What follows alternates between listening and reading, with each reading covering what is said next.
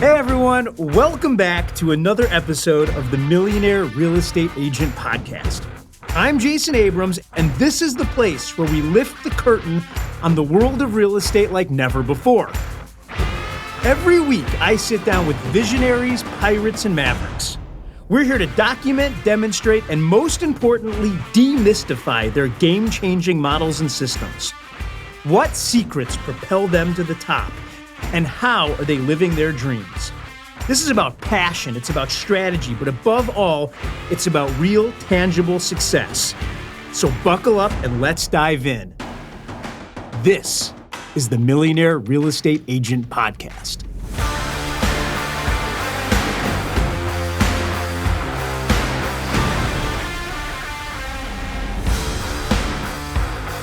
You know, every single year, unfortunately, we're regaled with stories of real estate agents who are in violent situations. They go to meet a buyer that they've never met and an assault takes place. They're at open houses. The fact of the matter is it can happen simply pumping your gas. We are out in the community, friends, and we put ourselves in dangerous situations. And it is our responsibility to do those things as safe as we can. Enter in Harry Shaw. Friends, on today's episode, we are going to talk to a third-degree black belt in Krav Maga. This is the ultimate in self-defense. For 15 years, he's been teaching people and first responders how to defend themselves when violence strikes. We're going to talk how to have safe open houses, how to pump your gas safe, the general rules, and even if you're the parent of a child who's being bullied, we're going to go into that. Sit back and buckle up.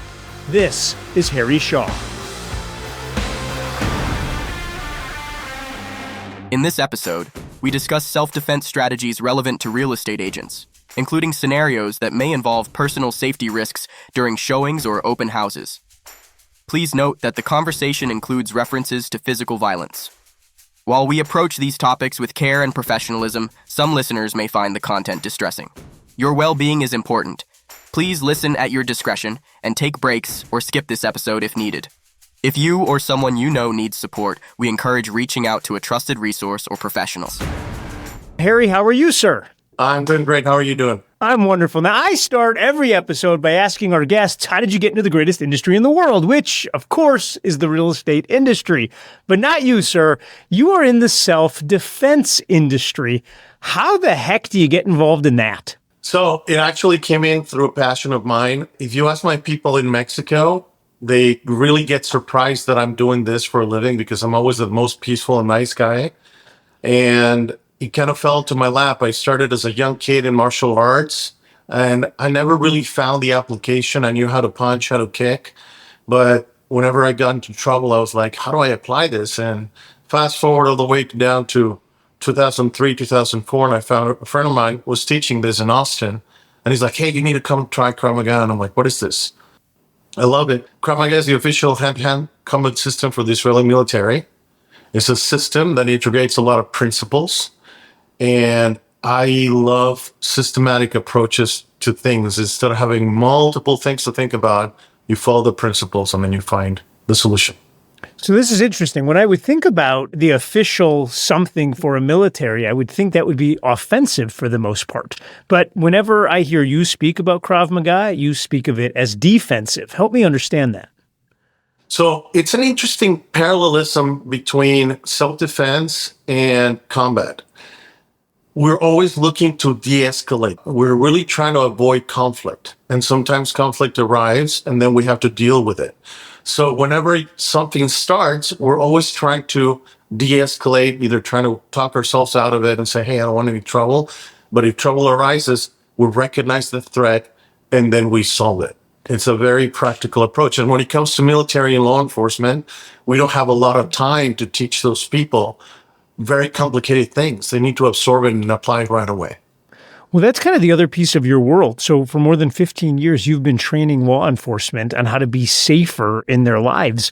I have to think you've learned a lot from that. As you think about that experience, what's the one thing that you've taken away from all the time you've spent with law enforcement?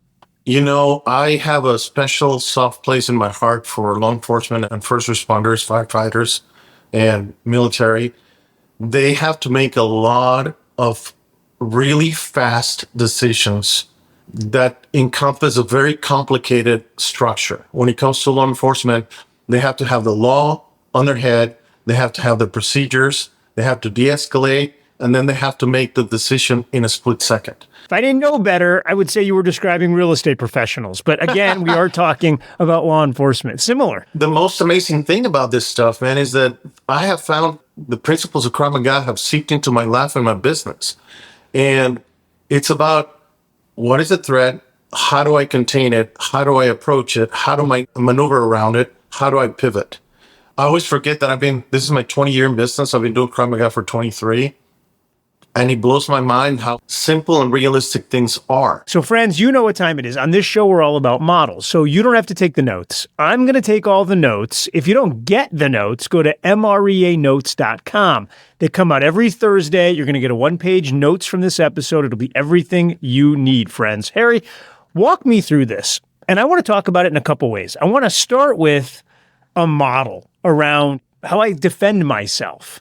Then I want to talk specifically about real estate agents, and I'm going to give you some situations we find ourselves in. Then I want to talk about advice that you think we should be giving to our kids, because a lot of the listeners to this show have little ones, and they're in elementary, they're in middle school, and they're in high school, and these are real conversations. So start with a basic model for me. How do I think about defending myself? Well, by start paying attention.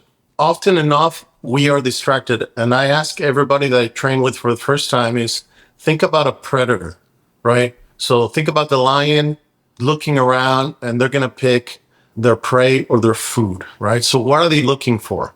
They're looking for the young, they're looking for the old, they're looking for the distracted, and they're looking for the injured, right? So the same thing applies to people. Predators, they don't want to prey on somebody that looks confident and then they can handle themselves. And it's about how you portray yourself. If you're always on your headphones looking down, and if you're not paying attention to your surroundings, that's how people get in trouble, especially nowadays. I mean, you travel a lot for a living. Look around at the airport. Everybody's looking at their phones. They're at their headphones. They're not paying attention. They're single-minded people. They're just going, here, I'm doing this, doing that. And they forget about, hey, look around. Look what's happening around you. So understanding the situation that's arising around you is going to be essential. The second thing is understanding your environment. That's what's called tactical awareness. So not only, hey, this situation is arising, but how do I get out of the situation? Very simple example, fire drills in the school system, right? They're in school, they get a fire drill and they rehearse it and they know how to exit, drop, don't touch the handle, make sure the smoke's going over there, fold this path, there's the lines, exit, boom, they're out. So understanding your environment is going to be huge. Now, this is the interesting thing. There's a lot of correlation, and this is why I love principle-based systems. It's because it doesn't matter if I'm talking to a father or I'm talking to a chief of the police or a firefighter or a nurse or a mom. It's about paying attention. It's like, I'm not going to get in trouble if I'm looking around and seeing what's happening. And people just get distracted. And we get distracted because we become so familiar with our environment that we decrease the level of, oh, nothing's going to happen. I mean, think about the 3 top places that people relax. First one, home. You come home and you're like, I'm home. The second one is what? Your car. Right? Because you get in the car and you have your CD, you have your iPod, you have your thing, you're comfortable, you make yourself at home. The third one is at work because you spend the majority of the time at work. So the more time you spend somewhere, the more your defenses and your situational awareness gets lower. Even tactical awareness. It's funny you mentioned that because I remember the second time I was meeting with you, I was sitting in my car. I had parked in the space and I was on my phone and you jumped out and banged on my driver's side window and scared the shit out of me. And I couldn't understand what kind of human I was in business with. So I opened the door and then you gave me this talk about being out in the world and being completely unaware of my surroundings. Yeah, people get in the car and they think that, I mean, it is a tank and it's protective. But think about this. You just arrived from a trip and it's like 1 a.m. And the first thing you do, you go to get your car and you get in the car and start looking at emails, getting on TikTok, whatever. And then you're just hyper focusing on this. And then you're seeing the world through a keyhole. There's nothing else that matters, right? You're tunnel vision, right here, mesmerized. And things can be happening in front of you that you don't even know. Yeah, that's a big one for me. Okay, so number one, paying attention. Number two, understanding my environment, which sounds like I'm going to understand how to get out of it if I need to. Of course, using your environment to survive. Yes. What's number three?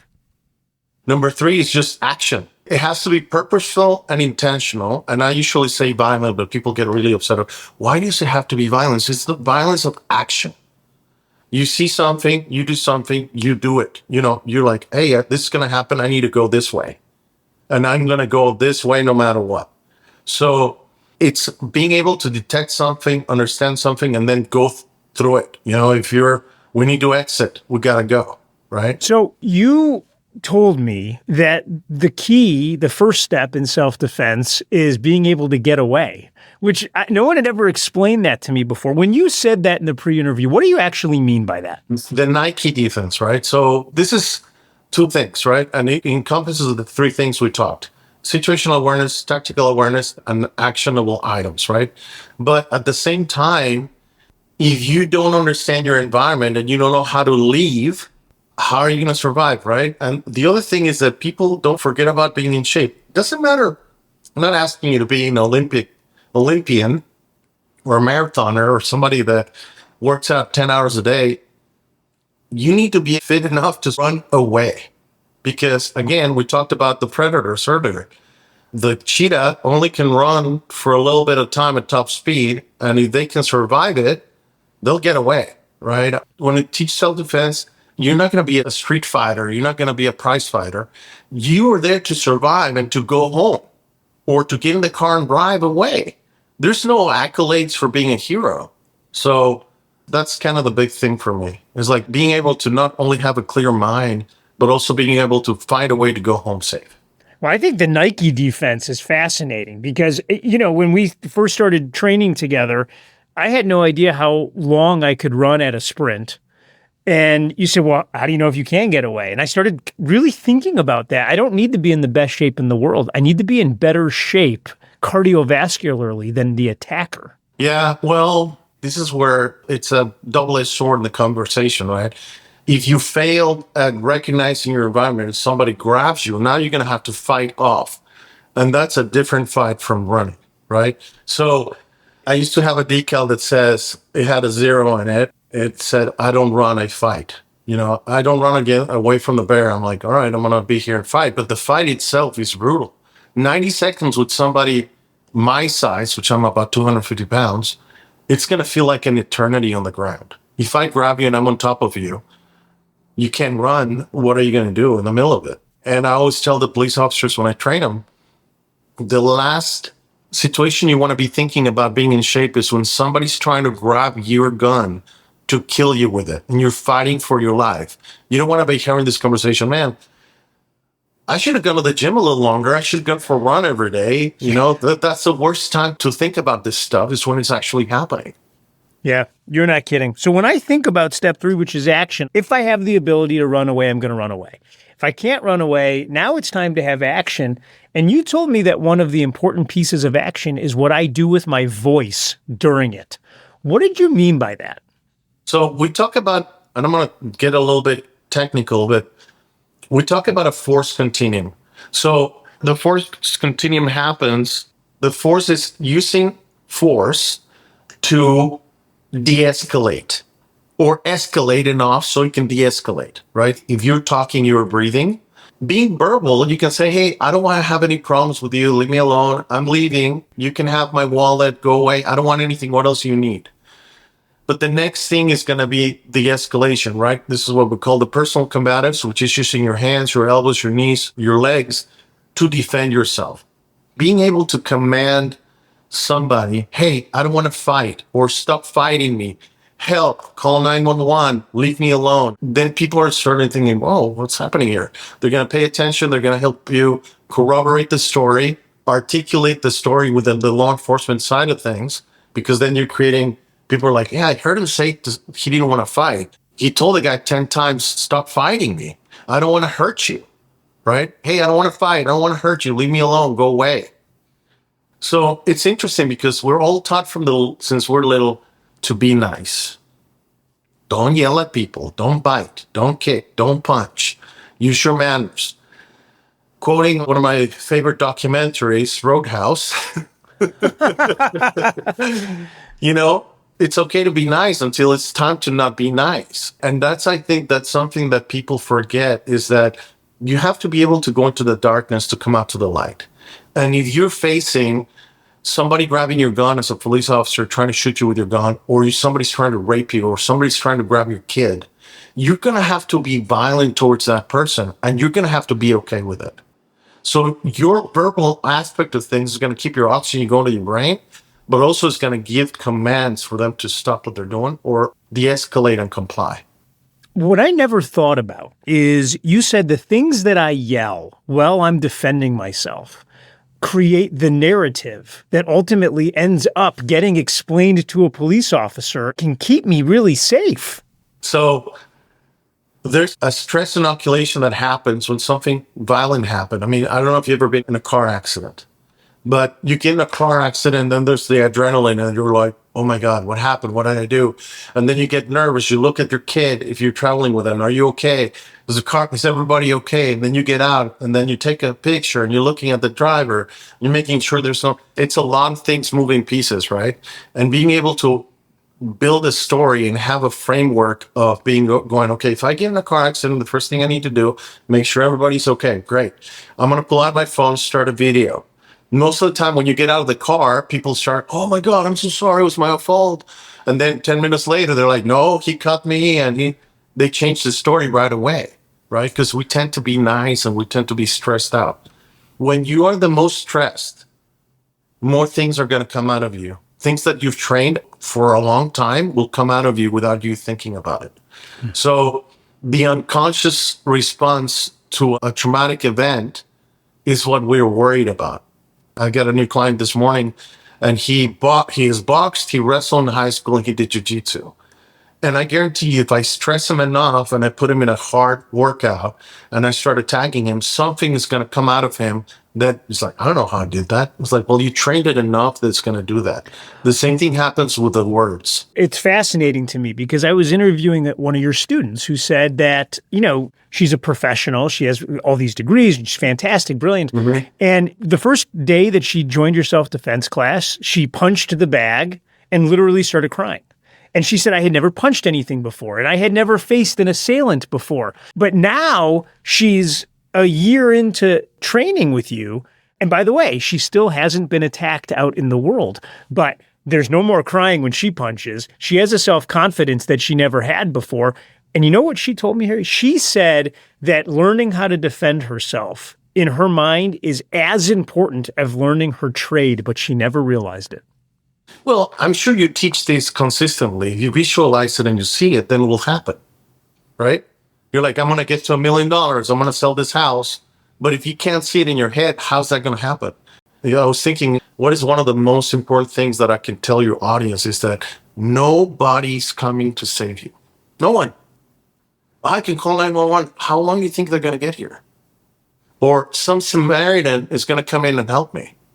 So you have to take ownership of your own fitness and your self-defense solutions. And I love stories like you said. When I have you do a workout, like a strength and conditioning workout on the strength and conditioning side, people come in and they do push-ups and they push and they sweat and everything's great.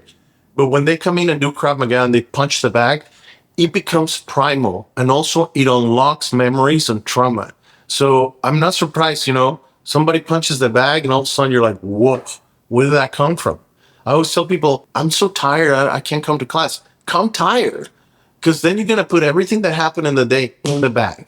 And then you're going to leave going, man, I let all that energy out in the bag. I feel great because I don't have any more anger or insecurities or anything like that. The more you learn what you can do with your body, the more you're going to be pumped up.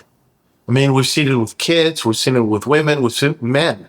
Some men come to me and they've never fought in their lives, and now they're like going, hey, I have a grandchild and I'm traveling and I don't know how to do this. And then 2-3 months later, they're like, man, I know I can punch somebody and run away. Because that's the thing, right? You're not going to stay there and slug it out for 3 minutes Your job is to create an opportunity to get the hell away and go home. I love that. All right, so let's walk through some activities that real estate agents find themselves in all the time. Number one, we spend a lot of time in our cars, Harry. So give me some general rules for being in the car, which then ultimately leads to pumping gas. We're at gas stations all the time. How do I stay safe? You need to know your area. So when you get out of the car, especially it's dark, you park, you look around, look at the parking lot, see who's there, put your keys in your pocket, and then I usually open up one door and then lock it so they cannot open the door from the other side. And then when I do that, I look around, I go do my thing, I put the gas in, boom, and then I get in the car and I let close it. And I'm just paying attention to the pump, right? Because I'm not going to sit there and lollygag. I'm not going to be on my phone. I'm there to pump gas. All right, next. Knowing the area you're going with. If you're going to a new gas station or you're traveling to Buda or San Marcos or San Saba, whatever, and you're not from there, don't leave everything to the last minute. Go home, get gas home, get there, and then surveillance. If I have an appointment with you, like if I would have been going to the studio today, our appointment was at 11, I would have got there at 10:30. And then I would get out, I would look around, I see where I'm going to park. I usually park with the car facing forward, so I'm back into it so I can get in and get out right away. But it applies to any type of structure you're going with. If you're going to a hotel, if you're going to a conference, get there early, look for the exits, be curious and snoop around, right? People are like, why are you here so early? I'm like, don't worry about it. Because I'm paying attention how everything's working, who's what, who's the leader, who's doing this. And I just like to people watch. So keep your eyes moving around, head on a swivel at all times. Okay, I am meeting a buyer for the first time who called off on one of my signs. I don't know this person. I've talked to them over the telephone, and now I'm meeting them at a vacant home to show them the property. So two things happen. Actually, several things happen. You have to pre-qualify the buyer or the lead. You get their phone number. If I were you, I would invest on buying. There's a bunch of ones online. You can put in the number, find the name. Also, if you have a full name and an email, you can go and grab the internet and go to LinkedIn, go to Facebook, see if you have anybody in common, and start kind of building a story of who this person is. So you're going to do a little bit of light reconnaissance internet work before you ever show up. 100%. It's the same thing I did with showing up early wherever I'm going to show up to. So now I have a little bit of a data in my head to know, hey, this kind of guy kind of looks weird. I don't feel comfortable with it. Also be perceptive in the sense of what kind of questions are you going to ask? If you feel something in your heart, there's that premonition. You're like, this is kind of an odd conversation. It's just you're like, what is happening here? What am I going to get into, So I would pre-qualify that. And if you already know your property, then you need to go and literally go into every nook and cranny in the property and see what the choke points are in the property. What do you mean? I'm not going to walk into a closet or a bathroom to talk to somebody so they can close the door and do something to me. If I feel uncomfortable with a person and I'm by myself, I'm going to be like, hey, this is the master bedroom. It has a big built-in closet. It has a big bathroom. Go ahead and snoop around. I'm going to wait out here for you. You know what I'm saying? Sounds really weird, right? But they're not going to take offense. They can see what they have. You don't have to talk about the marble on the counters and look at the toilets made out of gold. They can see that, right? Self-defense is a very logical thing. It's when you get your brain going, don't be a weirdo. Just go in there, show them around, treat them nice. So have that in mind. Who are you meeting? Where are you meeting? Get there early. And then if you get there early, you see them come in. What if they come in with another person? Let's say it's a female agent and they're coming in. There's supposed to be one guy and then there's three guys coming in. I'm like, I'm not going to show this house. I'm going to get in the car and I'm going to call somebody and I'm going to let them wait for 10 minutes. See if I can get somebody up there with me. I've had this, and you know this, I'm hyper available to my clients. I've had a couple of my realtor ladies call me. It's like, hey, I have this weird feeling about it. Can you come? I'm like, yeah, no problem. And I show up and I just stand there and look around, and they feel a little bit more comfortable. But this literally happened about a couple of years ago. And she called me. She's like, man, there's a bunch of guys that are coming with. They're from out of town. I don't know. This feels weird. And I showed up and there were 4 guys, and I'm like, and I'm always like thinking tactically, right? I'm always behind them. I have my gun on me. I'm like, I'm paying attention. And they feel uncomfortable, but I don't care. When my friend introduced me, it's like, oh, he's my assistant. You don't have to explain anything to anybody. Are you a proponent, if I'm going to go meet somebody, that I tell someone else where I'm going? 100%. 100%. You need either your spouse, your secretary. Also, what I tell the parents with the kids and the teenagers, you need to have a code word. The code word is something that, let's say if you and I are good friends and I'm like, hey man, some happening, I'm going to call you and I'm going to say, hey, how'd you like those new beans that I gave you? And you're like, oh, that's weird. Like something, it could be a short phrase or a question, or it can be a random word that you and me have decided. With my kids, if they go to a party or they go somewhere and they need to be picked up and they don't want to stay there because something's weird, they just call me and say, hey, how's mom doing? They blame me. I'm like, make me the bad guy. And then they hang up. It's like, dude, my mom's not doing well. My dad's going to pick me up. He's not letting me stay. Oh, come on. Let me talk to him. It's like, yeah, talk to him. And then I show up and pick him up. This requires a lot of thoughtful planning. You become so automatic. And this is, relating to the system, right? You also told me that when it comes to kids, the key here is talking to them about de-escalation and having a relationship with the school such that they understand where you stand. How do you think about that? So empowering the kids to have the confidence, not to only talk to you, but talk to the teacher, right? A 3-strike you're out rule kind of deal. If my kid is getting bullied, and this has happened with 3 of my kids, but I remember Lauren specifically, I think she was in 2nd grade. And there was this kid that was like stomping her and like punching her. And Lauren is like, don't hit me again. And went talked to the teacher, came home, was like, this kid stomped me and punched me. I'm like, okay. You tell teacher, yes. Second thing that happens, same thing. Don't punch me again. I'm going to tell the teacher, tells me. The 3rd strike is I show up. So I showed up to the school. The teacher saw me. I still remember her last name. She sees me. She's like, hi, Mr. Shaw. I'm like, hi. I said, how are you? Good to see you. And I'm like, hey, I had Lauren in my hand. And I said, hey, just want to let you know. And I looked at her and I said, Lauren, if this kid hits you again, I want you to break his face in. And the teacher's like, oh, that's not going to happen. I'm like, no, it's not going to happen because I'm empowering her to take control of this. And I'm letting you know what's going to happen. And then Lauren and I know that if she ended up punching this kid in the face, whatever punishment or consequence was fine. We were going to deal with it. I was in her corner. And this goes back to understanding the consequences of your actions. And this is where I kind of want to bring the legality of things. Like I know a lot of your listeners carry a gun. And they do. But they don't know how to fight themselves out of a paper bag. So you go from, I have a gun, to I'm going to use the gun. And how do I use it in a stressful scenario? Some people can't even dial 911 because they're so stressed. Now you're going to pull a gun and try to shoot somebody. It's completely unrealistic. So I'm like, come in, learn how to defend yourself. You can have and if you need to get a gun, then go and learn how to use it under stress, right? So it's kind of the same thing is you need to find what you're willing to do to survive a violent attack.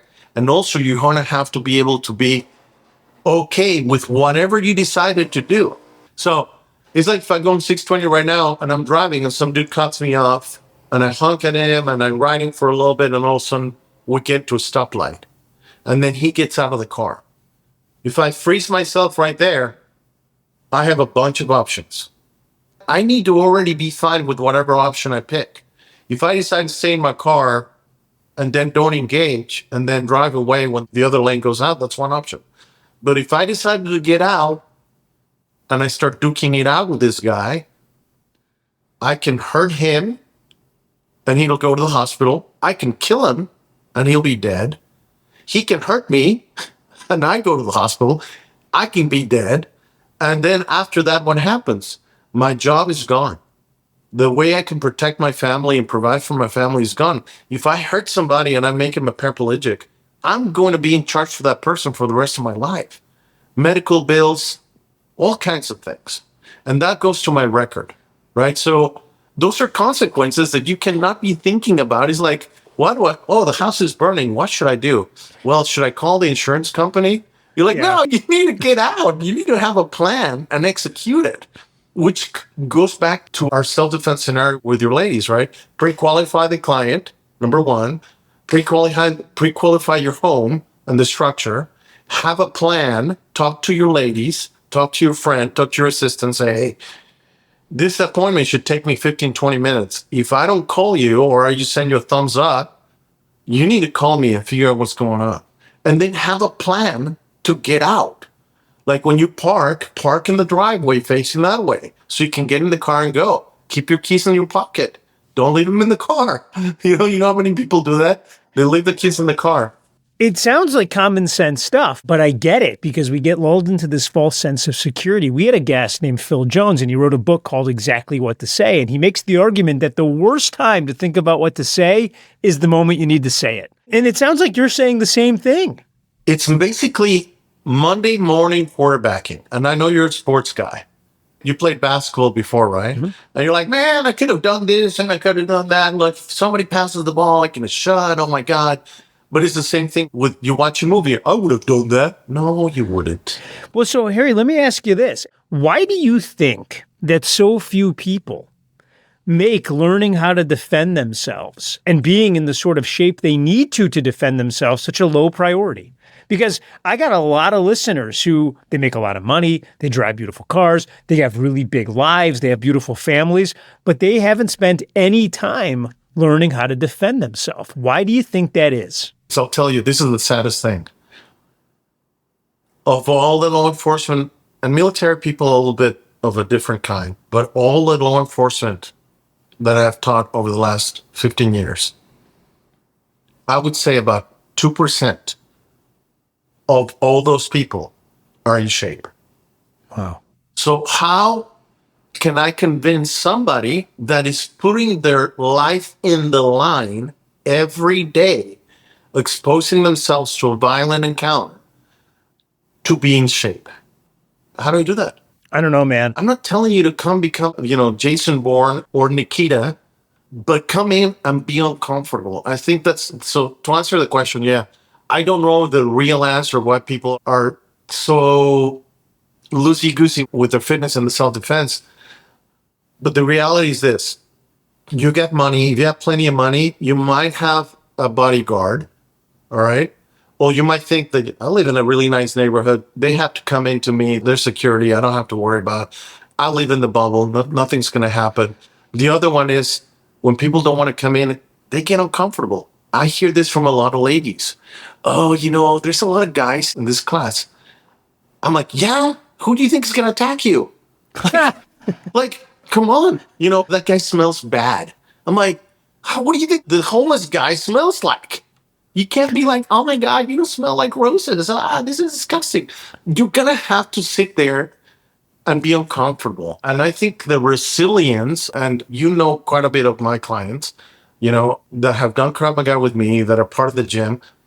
And the workouts are meant to be tough because you create a tough mentality. You're like, dude, I just did this really hard workout and I survived it. Or, hey, I did this self-defense class and it was awesome and I'm consistently doing it. So that's what I'm looking for. I'm not going to make you, again, a prize fighter, but I cannot go to sleep at night knowing that I could have taught you something that could have saved your life or at least got you away enough so you can get help. There it is. You know what, Harry? You could not literally have ended this show any better. I love what you're doing for the community. I love what you do for first responders. I'm loving what you're doing for real estate agents. Thank you. Thank you for keeping us safe, my friend. Thanks for having me. Appreciate you. It's a difficult conversation to have. The truth of it is I'd like to pretend that we live in the safest place in the world and it's like the Truman Show and nothing's going to happen to us. And by the way, you never have an emergency until you have an emergency. Phil Jones told us that the worst time to think of what to say is when you need to say it. Friends, the worst time to think about how you're going to react if you're attacked is while you're being attacked. I wish we could sweep it under the rug. I wish we didn't have to do this show. I wish we were talking about open houses and how to get more clients out of them today as opposed to how to be safe. But you know what? We have a responsibility. You have a responsibility, I believe, to yourself and to your family. And if you're going to be in the real estate business and you're going to be dealing with the public and you're going to be meeting people for the first time, friends, you need to know how to defend yourself. It might be as simple as having the confidence to throw a punch or a kick, or the understanding to create distance, or the understanding to create awareness, or to start looking for your escapes, and then being willing and able to take action when you need to. I want this to be the last year that I read about realtors being attacked. And you know what? Far too often, there are real estate sisters out there that are getting attacked, because that's what I read about. And you know what? We're in an industry that's 62% strong women leaders. And I believe every one of those leaders has the right to operate safely and the responsibility to make sure that they can defend themselves if they need to. Friends, please, I'm begging you to go take action so that when action is needed, you know how to take it. Go forth and do likewise. There it is. That wraps another episode. Friends, I don't know what you're taking out of this. I really don't. I'll tell you what I want you to be taking out of it, which is these are the people that are having tremendously big lives. And the reason it's happening is because they're setting up the models and systems to do just that. Gary Keller told me that leadership is teaching people how to think so that they do the things they need to do when they need to do them, so that ultimately they get the things they want when they want to have them. And that's what I want for you. You're all leaders, but it begins with leading ourselves. If you're enjoying this podcast, I want you to click the subscribe button anywhere that you get your podcasts. We want to be the voice in your head every single week, and every week we're dropping new content. We also send out a newsletter at the conclusion of every show to make sure that you get the highest points in the models and systems that were discussed. So if you want to sign up, I need your name and your email address. Head over to the millionaireagentpodcast.com. millionaireagentpodcast.com. Enter your name and your email address, and every week that newsletter will be in your box. Friends, you just went on a journey. I hope that what happens between now and the next time we meet is absolutely wonderful for you. Thanks for listening. I'll see you next week. This podcast is for general informational purposes only. The views, thoughts, and opinions of the guest represent those of the guest and not Keller Williams Realty LLC and its affiliates, and should not be construed as financial, economic, legal, tax, or other advice. This podcast is provided without any warranty or guarantee of its accuracy, completeness, timeliness, or results from using the information.